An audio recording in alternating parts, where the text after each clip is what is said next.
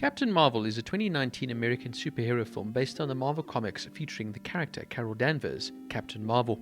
Produced by Marvel Studios and distributed by Walt Disney Studio Motion Pictures, it is the 21st film in the Marvel Cinematic Universe. The film was written and directed by Annette Boden and Ryan Fleck, with Geneva Robertson-Dworet also contributing to the screenplay. Brie Larson stars as Carol Danvers alongside Samuel L. Jackson and Jude Law. Set in 1995, the story follows Danvers as she becomes Captain Marvel after Earth is caught in the center of a galactic conflict between two alien civilizations. Development of the film began in May 2013. It was officially announced in October 2014 as Marvel Studios' first female lead superhero film. Nicole Perman and Meg LeFauve were hired to write the film the following April after submitting separate takes on the character and borrowed elements from Roy Thomas's 1971 Kree-Skrull War comic book storyline. Larson was announced as Danvers in 2016 at the San Diego Comic-Con, with Boden and Fleck hired to direct in April of 2017.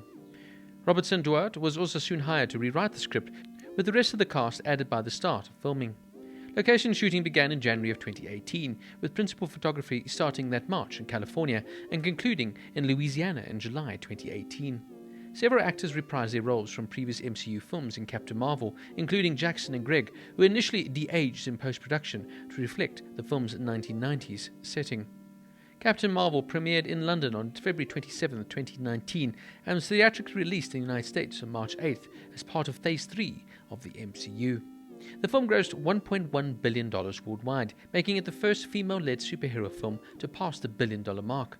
It became the fifth highest-grossing film of 2019 and was the 23rd highest-grossing film of all time during its theatrical run. The film received generally positive reviews from critics, with praise for the performances of the cast, particularly that of Larson. The cast includes Brie Larson as Carol Danvers, Veers or Captain Marvel, an ex-US Air Force fighter pilot and member of the elite Kree military unit called Star Force. She was imbued with superhuman strength, energy protection, and flight after exposure to a tesseract energy. Larson described Danvers as a believer in truth and justice and a bridge between Earth and space, who must balance her unemotional Kree side with her flawed human side. Larson also called Danvers aggressive, quick-tempered, and invasive attributes that help her fight but prove to be character flaws. Marvel Studios president Kevin Feige said Larson was cast because of her ability to balance the character's vast powers with her humanity. Due to concern that Larson, aged 26 when she was cast, was too young to portray an accomplished airman, screenwriter Nicole Perman consulted with Air Force, who said it was possible for someone to excel between the ages of 28 and 34. Larson trained for 9 months for the role, learning judo, boxing, and wrestling. She also visited Nellis Air Force Base and met with active duty airmen, including Brigadier General Janet Leavitt and Thunderbirds pilot Major Stephen DelBaggio, in preparation for the role. Samuel L. Jackson is Nick Fury, the future director of S.H.I.E.L.D., who is at this time a low-level bureaucrat. Fury appears without his signature eye patch as the film is set before he loses his eye. Feige explained that Danvers is the first superhero that Fury comes across, which sets him on a path on his role with working with superheroes in later MCU films. Jackson described Fury at this point as a desk jockey who has not yet become the cynical towards bureaucracy, and he learns that in this film there are other superpower beings who could help S.H.I.E.L.D. Jackson added that trusting Danvers plays a key role in his development as they become compatriots throughout the film. Jackson was digitally de-aged by 25 years, the first time Marvel had done this for the entire film. Ben Mendelsohn as Talos and Keller. Talos is the shape-shifting leader of the Skrulls, who goes undercover at S.H.I.E.L.D. as Fury's boss, Keller. Mendelsohn described Keller as a buttoned-up compared to Talos' more laid-back Skrull persona.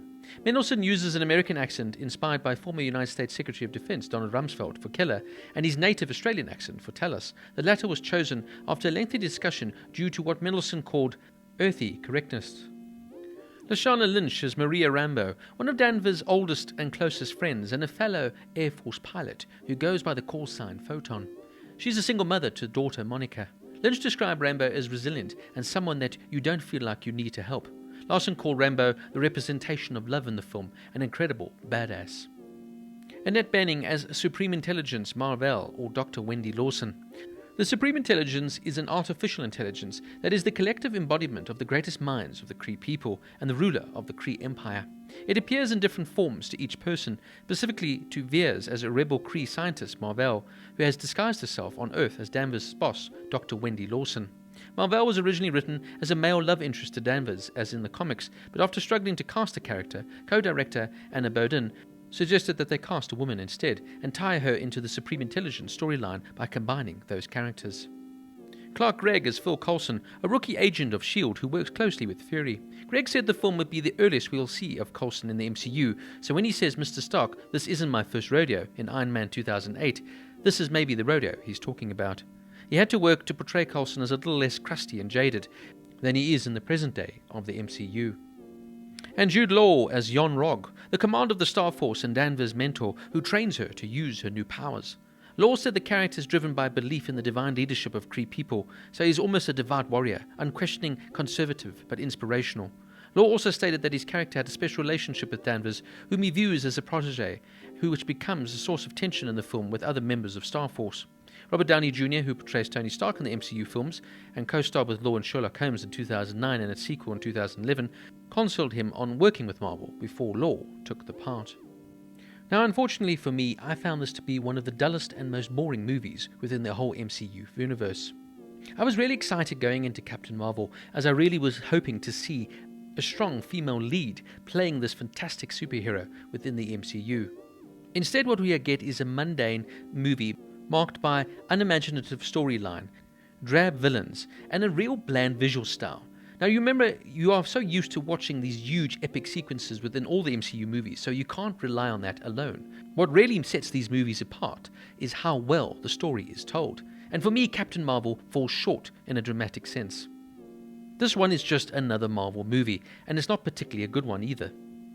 For me, in many ways, this film is a complete copy and paste from the first Captain America movie, The First Avenger. And Brie Larson's performance just brings nothing new to the MCU. She really is so bland in the performance, and for me the Captain Marvel character is almost like a Superman as well, where the character is just so powerful, just so strong, and just so good that it really makes them so bland and quite boring. The thing that makes superhero movies work, like most good stories, is having a strong antagonist, and unfortunately in this film, Jude Law does not provide that. This is such a one-dimensional baddie that he really just adds nothing to the whole film, as it were, and you're never really worried about whether Captain Marvel can handle him or not, because she is just so strong. It's the human layers that they add to superhero movies that make them work, and for me, Captain Marvel is neither original or relatable. And I found there was a fundamental disparity between the depth of her story and her plight, as it were, and the shallow disorganization of a script that tries to tell the story on a grand scale but falls fundamentally short.